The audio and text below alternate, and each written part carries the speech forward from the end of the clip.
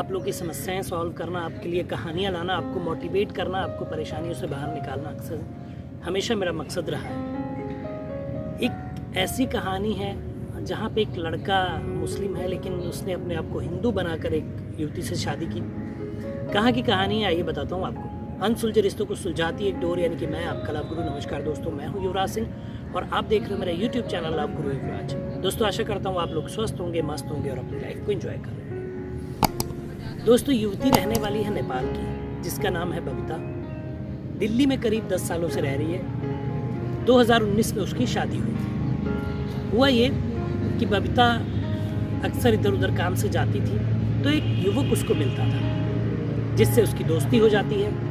दोस्ती कब प्यार में बदली दोनों को नहीं पता चला।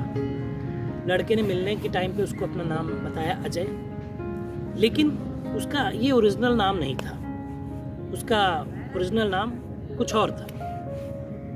अब प्यार हुआ तो भाई दोनों ने शादी करने का फैसला किया। बबीता भी बहुत खुश थी कि उसको एक जीवन साथी मिलने वाला था और उसने अजय नाम के युवक से शादी कर ली।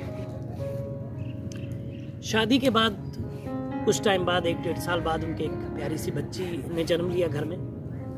तब उसको हॉस्पिटल के डॉक्यूमेंट से पता चला कि उसके पति का नाम अजय नहीं बल्कि अब्दुल सलाम है। अब ये जानकर बहुत परेशान हुई कि इस आदमी ने मुझे झूठा नाम बताकर मुझसे झूठे प्यार का नाटक करके शादी की है। चलिए ये हुआ, इस बात से कहा सुनी हुई और थोड़ी कहा सुनी होने के बाद ये बातें रोज की अक्सर की होने लगी। ये बातें बढ़ने लगी। अब बबीता के साथ मारपीट भी होती थी कभी कभार। वो झेलती रही शायद कि अपनी बच्ची के लिए।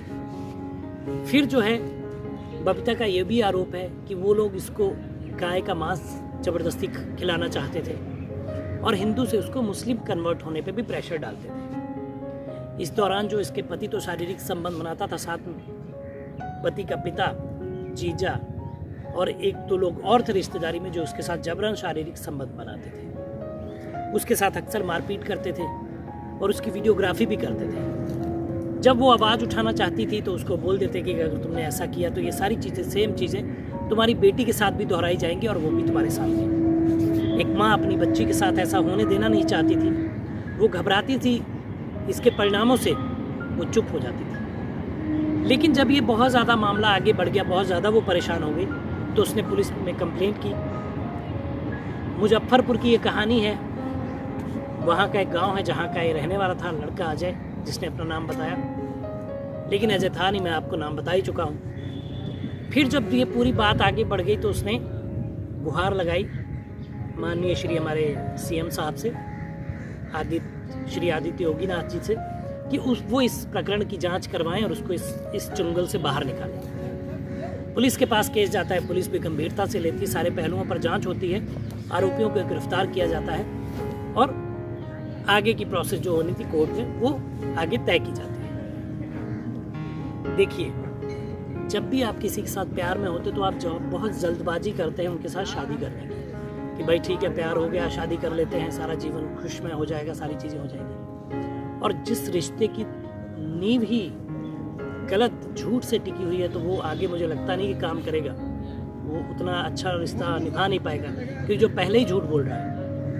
तो पहले अपने प्रेमी के बारे में जाने कि क्या वो सच में सच्चा व्यक्ति है, सच्चा इंसान है, सच बोलता है, आपसे कुछ छुपाता नहीं है। और जहाँ यहाँ पे जैसे अजय, उसने अपना नाम बताया लेकिन वो अजय था नहीं, वो मुस्लिम लड़का था।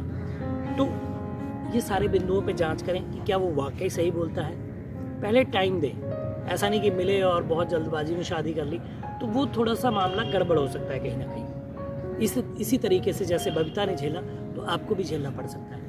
तो थोड़ा टाइम दीजिए, मिलिए, कई सारी मुलाकातें करिए, क्योंकि किसी को जानने के लिए 1-2 महीने मेरे ख्याल से काफ़ी होते हैं। आप उसके बारे में, उसके रहन सहन के बारे में, किस कास्ट से बिलोंग करता है, किस रिलीजन से बिलोंग करता है, ये सारी चीज़ों की जानकारी आप पा सकते हैं। थोड़ा सा टाइम चाहिए होता है। लेकिन जब आप समय नहीं देते हैं और जल्दबाजी करते हैं तो परिणाम कुछ ऐसे होते हैं जैसे बबीता ने भुगते और आपको भी भुगतने पड़ सकते हैं। तो ये बात है।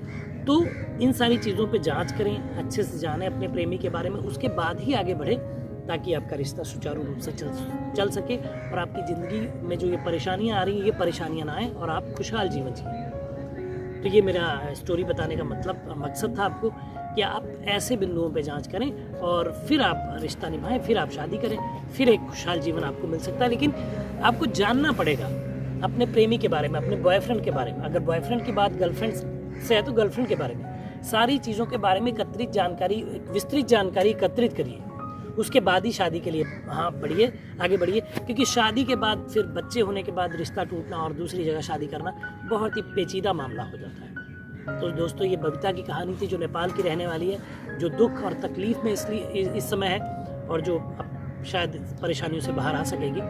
तो मैं नहीं चाहता कि कभी मेरे जानने वाले, मेरे को देखने वाले, मेरे को सुनने वाले लोगों के साथ ऐसा हो। ऐसा मैं दिल से कभी भी नहीं चाहता हूँ। तो दोस्तों, ऐसी कोई समस्या आपके साथ और आपसे नहीं सुलझ रही है तो नीचे मेल आईडी फ्लैश और इस पर मेल कर दीजिए। मैं आपको एक वीडियो के माध्यम से परेशानी से बाहर निकालने की कोशिश करूँगा। तो दोस्तों, बताइएगा वीडियो कैसा लगा, कमेंट करिए, शेयर करिए, चैनल को सब्सक्राइब करिए। मिलेंगे अगली वीडियो में, तब तक मुस्कुराते रहिए, खुश रहिए, क्योंकि जीवन बहुत छोटा है। धन्यवाद।